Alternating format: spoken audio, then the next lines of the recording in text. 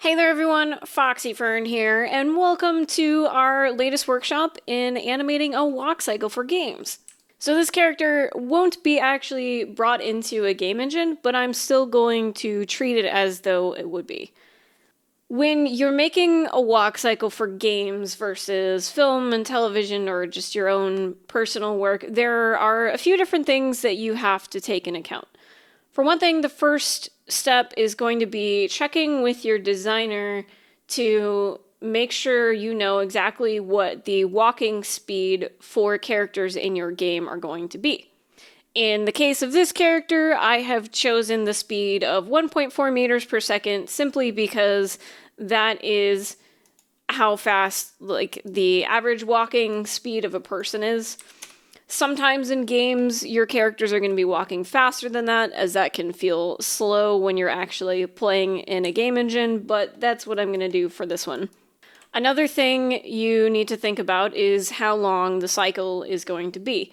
In this case, I'm going to make the cycle exactly 30 frames since she's walking at 1.4 meters per second. A 1 second walk cycle is a pretty good feeling, but you can do a little faster or slower than that depending on the speed and size of your character. The other really important factor about your walk cycle for games is what your starting frame is going to be.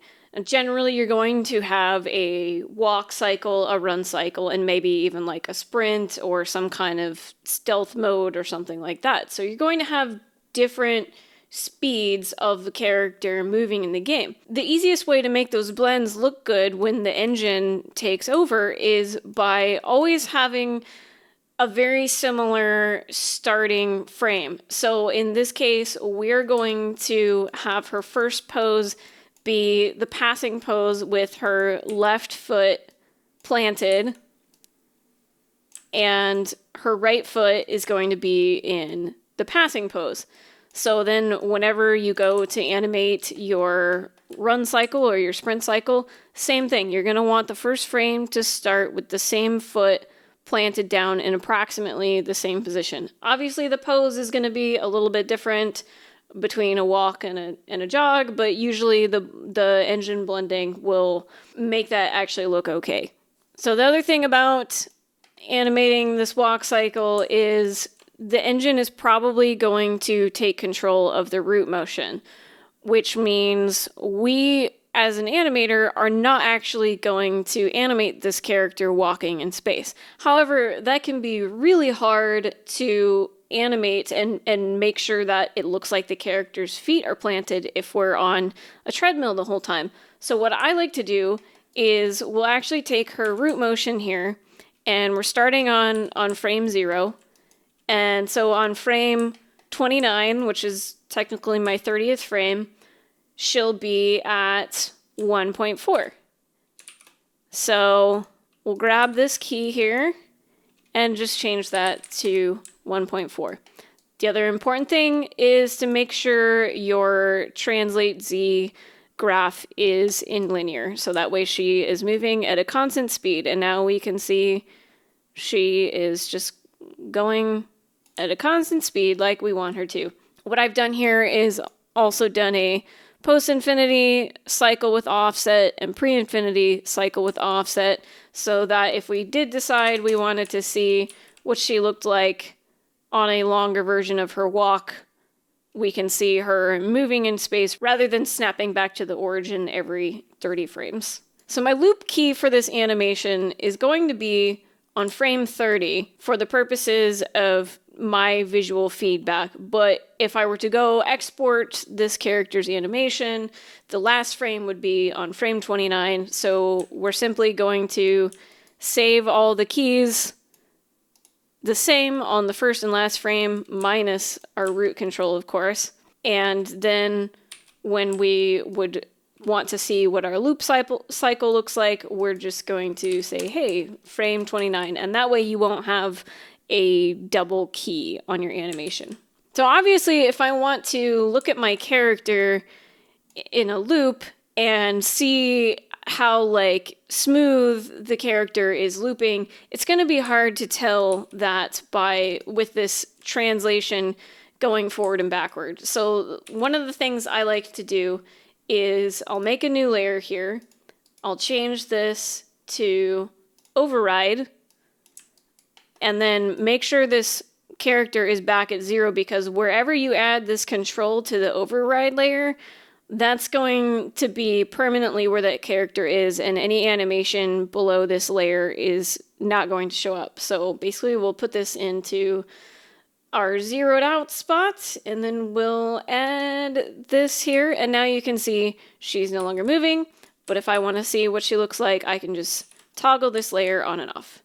And with good practice, I'm going to rename my animation layer, if I spell it correctly, to root motion. So that way I know what that one is. The other thing you could do if you don't want to use a layer is, I'll just show you here.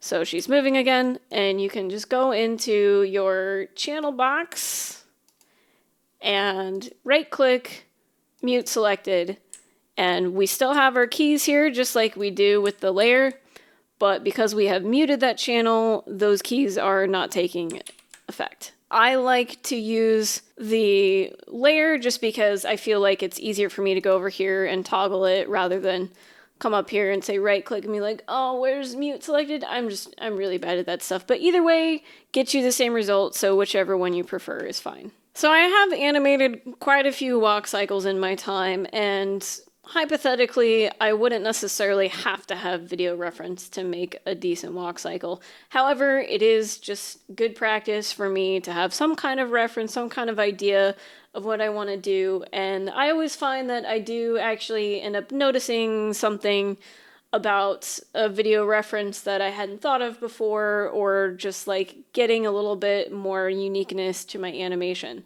So I have found a few videos here from Getty Images. It's a great free resource if you want to check it out. I talked about it in my posing video, and I will definitely go over this website a lot more when I get around to talking about the importance of video reference. But you can see here we have this woman walking on the beach, and this is kind of the walk cycle I want to go for, is that our character is casual. She's not like in combat or anything else, and this is just kind of her standard walk, and I thought her clothes seemed like she would be in some sort of outdoor environment, and this might be fitting. Obviously not this little hop thing here at the end, as we want this to be a loopable walk cycle.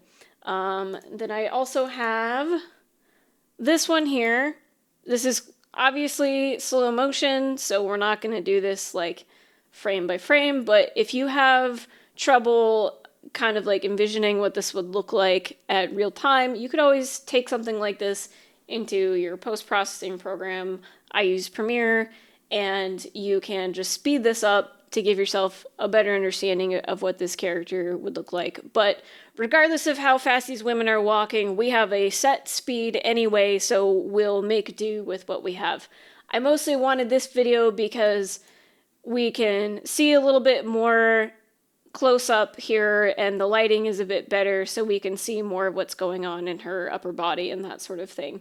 And lastly, I have this video, and what I liked about this one is that this woman is crossing her feet in front of each other a little more. It's more of a kind of a model walk per se, and I feel like this character is a bit sultry, and she'd maybe be trying to attract some attention walking on the beach. So I'm going to incorporate that a little bit into her walk as well. She's still going to be casual, but, you know, get that like extra feminine motion in there. If you would like to download this character, it's actually free and available for your use. I have put a link in the description down below. Be mindful though, the creator of this character likes to show off how sexy she is, and so there might be provocative poses when you click on that link. I don't know, sometimes he changes it, it's not always there, but just be aware if you're going to click on that link, she might be in a bit of a sexy pose. This is a pretty cool rig though, so I highly recommend giving it a try. She is skinned quite well, like especially the shoulders here. I tend to have a lot of trouble with shoulders in characters, And a lot of that is because in games you don't really get to have a lot of blend shapes in your rigs, something I talked about in my last video. So this character is definitely not actually meant for games, which is another reason I'm not going to be pulling her into an engine. But as she is a free rig to use, I thought it would be good for me to use something that you guys can use as well. It is definitely a challenge for me to keep my graph editor on this screen, as I am a 2-monitor kind of gal, and I usually put my graph editor and my video reference on my other monitor so that I can have this nice big viewport view of my animation. But I really want you guys to be able to see my graph editor, so I'm just gonna have to suffer. Alright, so we're probably not gonna get terribly far in our process in this video, since I had a bit of an introduction to explain to you all, but let's go ahead and get started on our first couple poses here. A lot of times when I'm doing an animation that's like a pretty big action, I'm going to do a blocking phase where I just have a few key poses and make sure that I'm telling my story really well before going into splining. However, with walk, run, and sprint cycles, it's not as much about the posing as it is about the body mechanics of the motion itself. And so I actually find it easier to start out in spline, and I usually start with like the cog and the feet and make sure that those are working well, and then I'll work my way up into the character's upper body and their arms and that sort of thing. So that's how we're gonna do this, and we're gonna start. Well, first of all, how about we actually open her eyes? Wouldn't that be nice? She probably needs to see where she's going. If I can actually remember where her face controls are. Is it in her head? Yes. Hello? Can we open your eyes, please? How do we open your eyes? Where is it? Alright, I guess we just translate these here, but she's got demon eyes. So I need to fix my texture. Okay. Well, for some reason all I had to do was click on the texture and then it found it. Alright, she looks a little too happy. I don't want her to be sad, but that's a bit too happy. Now she's just surprised. Alright, we'll fix this here. Oh my god. These are the most finicky eyelid controls I've used in quite some time. I'm used to them like being a slider over here. So, there we go. Well, now she looks sleepy, but... Okay, that's pretty good. Alright, well now our character is awake and actually looking where she's going. Like I was saying, when I pose out my character for my walk cycle, I do tend to stay in linear, but I still like to make sure that I pose everything at least close to what I think it's going to look like. So basically what I mean by that is I'm not just going to go in here and be like, okay, I'm going to animate her up and down, and now I'm going to animate her feet. Like, what I'm going to do is make sure that each passing pose looks somewhat close to what I think it's going to be. So for instance, her hips here are going to be, her right hip is going to be dropped, since her left, she's putting all of her weight on her left leg. That means her hip is going to be up to the left. So let's make sure I have the right control that I want to animate here. I think that was what I wanted, but I'm just going to double check. Okay, yes it is. Alright, that's a little bit weird. But, you know, part of this is also getting used to the rig. I haven't actually animated with this character before, so it might be a little slow for me getting started. I'm just going to put away my graph editor for now because I don't need it and it's in my way. Alright, so as I do want her feet to be a little bit crisscross when she's walking, that means I'm going to want her passing pose to be just slightly past where the center line is of this character, which means she's a little bit too much to her left here. And now that I've dropped her hip a bit, that means she's going to need to be a little bit lower. I don't like to have the legs completely locked out like this. I like to have them just have a slight bend, because that way you'll avoid having too many like knee popping issues. I'm not setting up a camera for this one like I did with the squirrel animation. That one was not exactly a game animation. That was just like a quick little demo I was doing for the beginning of my channel to do something fun and cartoony. So I had a fixed camera for that one. For this one, I never use a camera for a walk cycle, because it's really important that your character looks good from every single angle in this. So I do tend to use a lot of my orthographic views though, like you can see here, and in the front, I just want to make sure that her center of gravity is over her foot. Now, it will help a little bit if we rotate her chest here. All right, and her foot is definitely too high here. That's going to look a little dorky. So we're just going to bring this down pretty low. I'll just show you here. This is kind of the frame that I'm referencing from this video right now. Obviously, it's kind of hard to see a lot of her, but mostly I'm like paying attention to the feet here.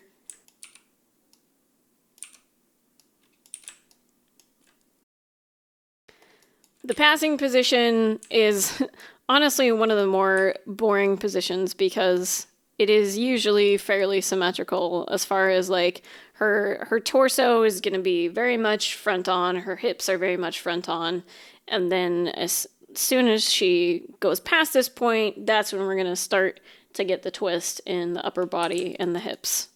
So I'll just go ahead and pose this out real quick so that you don't have to sit here and watch me fiddle around.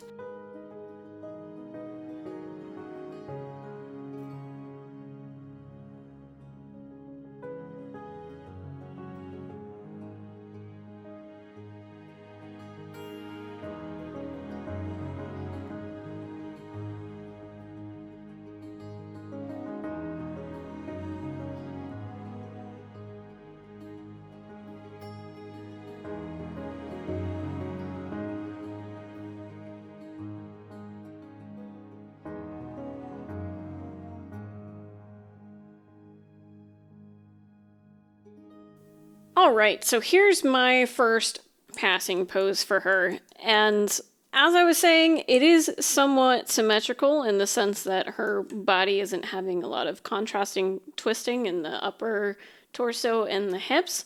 However, there's a couple things that I want to point out here. In this passing position, even so, the arms aren't going to be symmetrical if you're like really wanting to think about the level of detail. Is we know that her left arm is going to come forward with her right leg when it reaches the ground here. So that means her left arm had previously been in back and it's now coming forward, which means her elbow and her wrist are going to be dragging behind. That's why this arm is fairly straight. Again, I don't want to do like a overextension kind of thing, especially in a walk cycle, because it's very loose and casual, so there's not going to be a lot of tension there. But I've even gone down to the fingers where even her hands are pointing towards her back foot as they're dragging with the follow through of her arm. On the other hand, her right arm had just been in front with her left leg, and it is now on its way to its back position. So there's going to be a slight bend in her elbow here, and her wrist is aimed forward a little bit because, again, it is dragging through, following the motion of her shoulder. Everything is being led by the torso first, and then the shoulders, and then down through the arms. This will change with things such as, like, in a run cycle, you're doing a lot more leading with your arms, but in a walk, it's most of the motion is coming from the hips and the torso. All right, so I think she looks pretty good from our front view here. This model is a little tricky because, like, her hips are so big that it's kind of hard to tell. I think she's just a little bit off balance here. We want her center of gravity to be pretty much right over her left heel at this point. Maybe we'll bring her upper torso just a little bit this way. All right, we're going to leave it like that for now. Again, this is a thing that I tend to finesse as I go along, but that's what we have for the time being. And I think I totally just destroyed my animation on my root control, but whatever, we'll deal with that later. Right now we're just working on our poses. So the second thing I want to do is find our midpoints here. So frame 15, sorry, I guess it should be frame 14, since technically this animation will be ending on frame 29. And we're just going to essentially mirror the pose. Unfortunately, I don't have a specific tool for that on this character. There are certain things like if you use the Animate tool or in a certain rig, they might have the ability to mirror things. But that is not something I have access to right now. So I'll just show you what I tend to like to do if I am trying to just get my base level of mirrored pose. Is on our hips control here, I'm just going to basically change this to pause. Whoops, that did not work like I expected it to. Oh, that's because I have her slightly over the other direction. So I'm actually going to leave that at 0. And if that feels off balance to me, I'm going to change her foot. So we'll fix this here. And let's take a look. If that still looks a little bit off, yeah, I'm just going to pull her foot in just a smidge there. And now we'll make sure that our keys are the same. Oops, and we'll also put a key here. So basically what I'd want to do is if this is not at 0, you would change it from positive to negative, negative to positive, whatever. But the translate Y and the translate Z, I can leave those. So now what I want to do is like take this hip control here and we're going to change this to negative. And then we're going to copy and paste the keys from this foot. So we'll take this and put that here, except we're going to, again, change it to negative, or sorry, positive, and then we'll just 0 these out because this other foot had those all zeroed out. And now what I want to do is we're going to go back to our frame 0 here, and we're going to middle click so that we can essentially copy our key. It hasn't saved any keyframes yet, but we can still see all the values and everything of these controls. So now what I want to do is take this foot, and I'm going to, one by one, unfortunately, copy and paste this onto the other foot. And it looks like it's going to be messed up, but I will show you in a minute here why this is a trick that I like to use. And then one more, copy pasta. And we'll just 0 that out. And now she might look a little funny, but as soon as we actually move this key here, oh, or I messed it up, guys. What did I do? Oh, all right, well, that's a little weird. Okay, so something strange is happening in a rig. It might just be a visual bug. Okay, well, that doesn't seem to have broken our animation. That's something I guess I'm going to look into off screen and report back to you guys at a later time in case you have a problem with that. Because that's really weird, but I did also have some graphical bugs on this character when I was like using her for some posing stuff. So it might just have something to do with our viewport. Yeah, actually, it does appear to be that, strangely. All right, so it's a viewport bug. Not sure what to do about that off the top of my head, but all right, we're not gonna worry too much about that for now. Anyway, as you can see, this is not a great animation, but what matters here is that we have these foot poses and we've just been able to copy and paste them from one foot to the other, and that will make things a little bit easier on us. Eventually, I'll probably adjust it just a little bit so that our character isn't a robot that walks perfectly symmetrically on each foot, but for now, that will do. So I'm just going to go ahead and give this treatment to the rest of her body.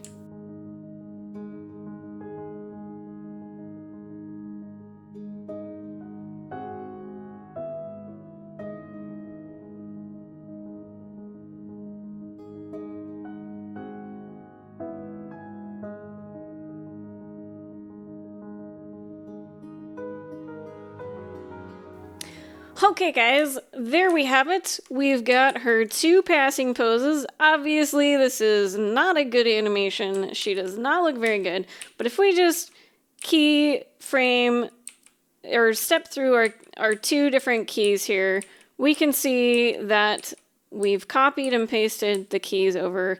Her head is going to need a little work because we don't want her going like this, but I'll fix that a little bit later. Right now, I was mostly concerned about her legs, torso, and her arms. This is going to be a very bodacious animation because it's basically impossible to animate this character and not give her some hip sways because that is just naturally how her rig was created.